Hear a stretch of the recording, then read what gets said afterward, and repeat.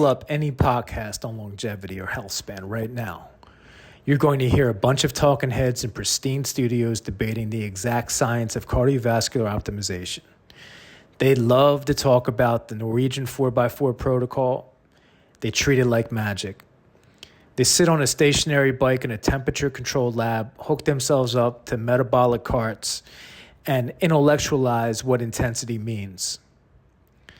They're dropping the ball on reality. Your heart doesn't care about lab data. It cares about demand. And the clinical sterile approach to health span has zero real-world application because it ignores the actual mechanism that forces your body to evolve. Brutal, uncompromised intensity. Today, we engineered a conditioning piece designed for pure VO2 max optimization. No stationary bike, no gentle intervals, just raw, high-density capacity that required an armored mindset to survive. If you want to live a long time, you don't need more clinical papers. You need to understand how to engineer an adaptive response under pressure. Let's get into the programming. The objective today was VO2 max. The structure was a high-density matrix, every 3 minutes on the minute for 30 minutes total. Inside that 3-minute window, you had to execute 3 distinct mechanical demands.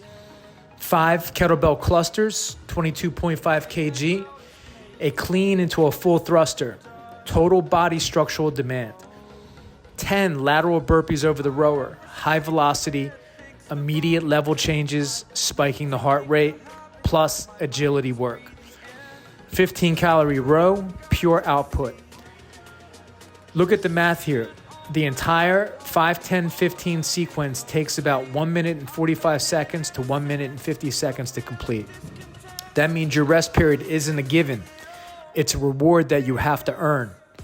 In the first few rounds, you feel fine, but as fatigue sets in, that 145 standard becomes heavier and heavier to hold. We had a few people on the gym floor fail to hit the window today. Most held the pace, but it took everything they had. Your heart rate spikes straight into zone 5. During that brief earned 70-second rest, it drops back down to zone 2 and zone 3, only for you to pick up the handles and smash it right back into zone 5 the second the clock ticks. This whole past week has been brutal. We were moving body weight metrics most days. Today, we scaled back the external load to just 100 pounds total. But because the objective was pure velocity and max effort, it was excruciatingly difficult. This brings us to the missing link in the health span space. The talking heads talk about metrics, but they never talk about the psychology required to execute them. There is one word you will hear me use more than any other on the gym floor: aggressiveness. You cannot passive income your way to a robust cardiovascular system. You cannot intellectualize your way out of a zone 5 crisis.